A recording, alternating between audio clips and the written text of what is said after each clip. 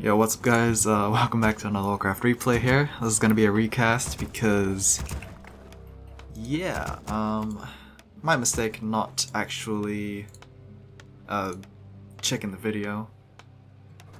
Like I said before I took it down, I did remember, this was casted like a week ago, and then I either got interrupted or I wasn't satisfied with the video itself.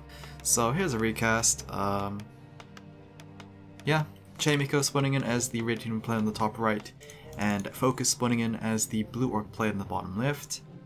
We are on the map Amazonia, and yeah, that's pretty much it. I'm not sure if this is from a tournament because we have observers here,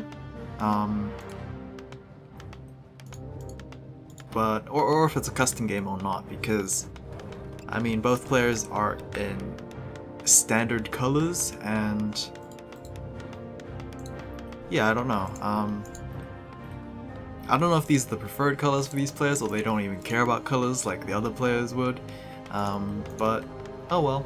We have an Archmage versus Farseer. So yeah, even though I did cast this like a couple weeks ago, I actually don't remember the game all too much because, well, to be honest, Warcraft 3 is looking rather very, I want to say monotonous because the recent patches have actually added some variety, but unless it's like a really spectacular game, it's not going to be that memorable. And unfortunately, I can't really say this game is that memorable. We'll see if, you know, my mind changes on that. Maybe it's because I didn't watch it fully through, but yeah, we shall see. The last game, which is Netease 68, yeah, that was interesting, watching the game on the new Tyranno Stands map. I'm trying to remember if any other map got touched in the 1.30 change. Obviously Amazonia I don't think got changed at all.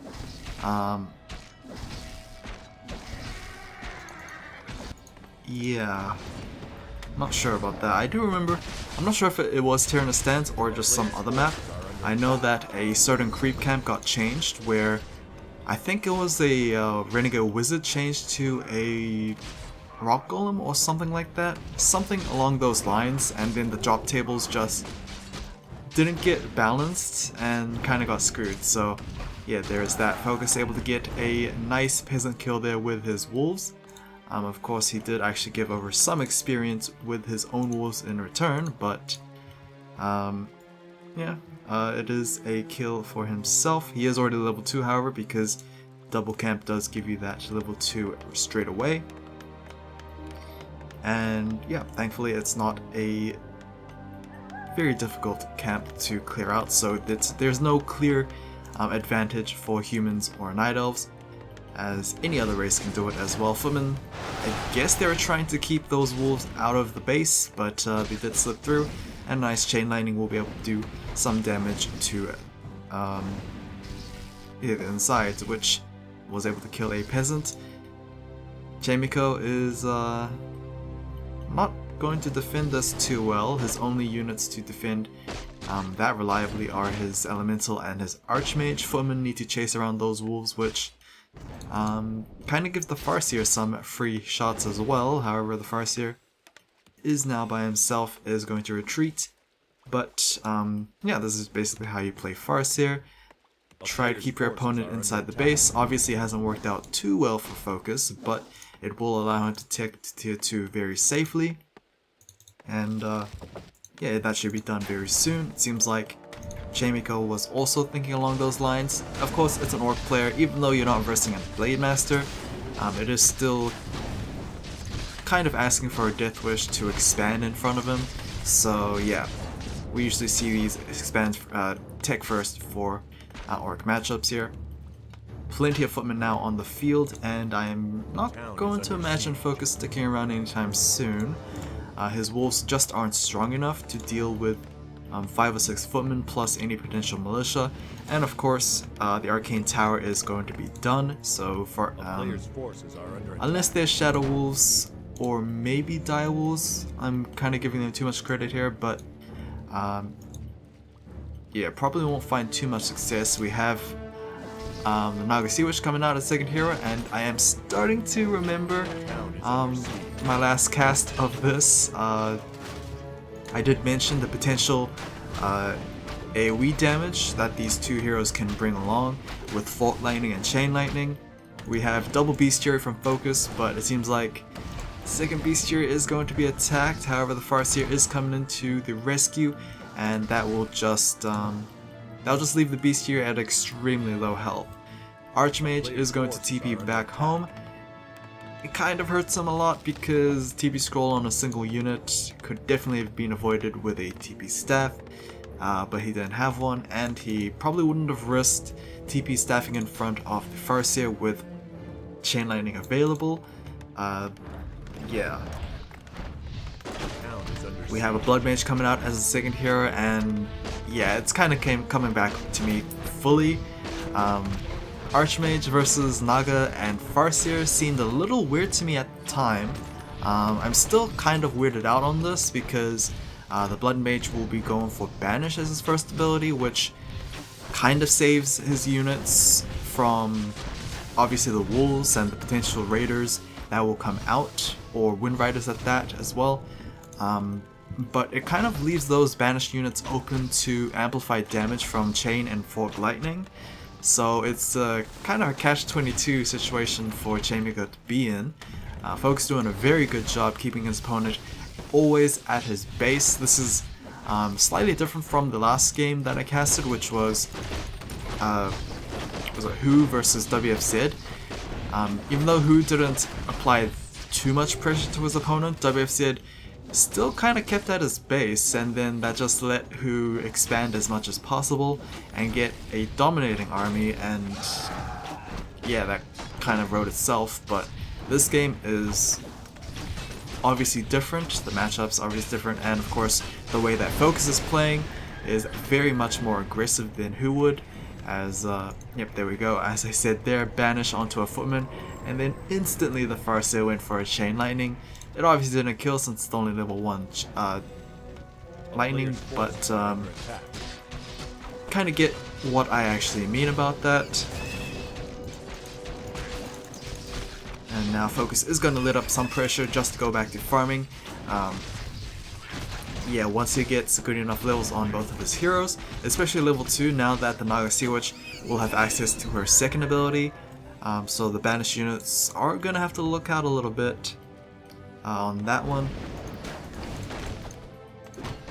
Sasrot's camp being cleared out here. We do see the first Wind Rider in the air, so it is going to be a mix-up between Wind Riders and Raiders. Banish obviously can be used to prevent those units from attacking as well, but most of the time it's just going to be used for his own units, either escaping from ensnares or just physical damage in general. Sasquatch's going to get cleared out, and that is going to give over the Wand of Illusion for the Farseer. And of course the rest of the camp is going to get cleared out. I think the colors are messed up. There we go, I think that is the right colors there. Need to see a creep camp actually. Yep, they are black, so yeah, that's the right colors. A player's force FoCuS not actually going to stick around. He's going to leave his Wind Riders to do the work, as the Griffin Aviaries are going to be placed down to hopefully counteract those units.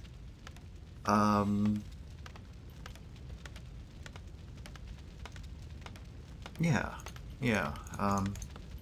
So Griffin Aviary most likely for those Dragonhawks, as we're still going to stay at tier 2, no tier 3, so I don't think Griffins are available. Actually, I think Griffins require Blacksmith instead of tier 3, so he could definitely go Griffins as well, but like Frost Rooms, they are very vulnerable to those Raiders and Snares.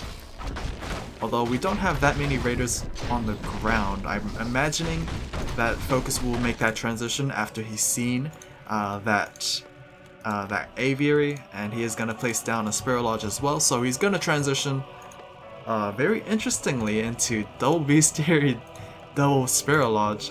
Very, very weird.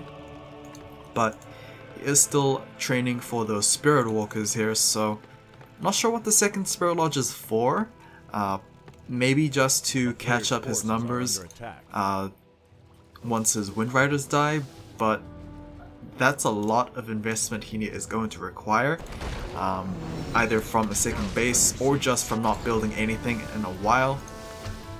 As soon as bulk of blue units come in, instant TP scroll from Chaemiko, and that's going to be a quick withdrawal from FoCuS.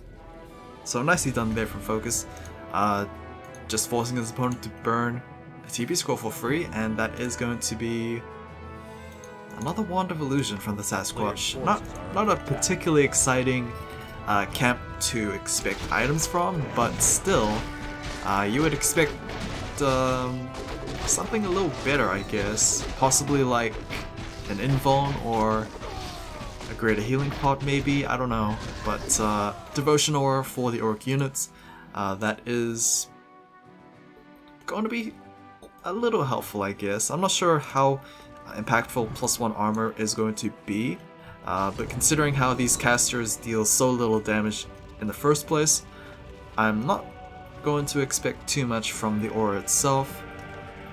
Arcane Volt is now done, so we should be expecting to see some Spellbreakers coming into the mix here, but not yet, I guess, because Chaemiko hasn't actually expected his opponent to transition into Spirit Walkers, and yeah, might be building those breakers a little too late. Right now he is fully invested in countering those Wind Riders, which is not a bad idea, but then again FoCuS has kind of stopped building Wind Riders, so once you see those Spirit Walkers there, it's going to be a little bit of a surprise for the human player. Both sides just farming it out here, but it seems like Chaemiko is going to go for the first aggression, or first in a while. He did spot the expansion here, but with those blue units, and instant chains onto those Wind Riders there. Banish is going to keep them safe from any further focus fire, aside from those spells obviously, but yeah, even though those Dragonhawks are doing very well against those Wyverns, the ground units are slowly losing to the Raiders and Grunts, as we have constant lightnings coming in from both of the Orc heroes here. Mana Siphon to try and counteract that a little bit, but yeah, it's just too much damage, honestly.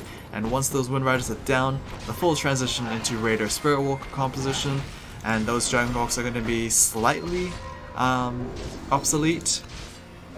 Nagasiwich got herself to level 4. Both heroes are fully out of mana though, because of that Blood Mage being really annoying, but regardless, it still looks like that the Orc units, I was gonna expect them to continue on and demolish the rest of these units, but I guess it's temporary retreat and possible healing, and then coming back fully healed, I guess. But yeah, like I said, those Dragonhawks are now obsolete, and now yeah, desperate training on those breakers, I guess. Chaemiko still not pressured too much. He does have 2 breakers on the way, and here we go, restart of the fight, as Mana Siphon onto the Farseer yet again, but the Nagasiwich has a lightning in her, so she will be able to toss it very soon. Direwolves being dispelled a little bit, but they can be easily resummoned once the Farseer is out of back on mana. And a slow retreat from Chaemiko. His Archmage not in a good position is going to get ensnared. Banish onto the Archmage. That's very, very risky, but a quick dispel will be able to counteract that. Actually, I did say risky, but now that these heroes are out of mana, no more lightnings can actually come in at any time soon, so the Archmage is free to run away as Chaemiko just fully retreats, I guess.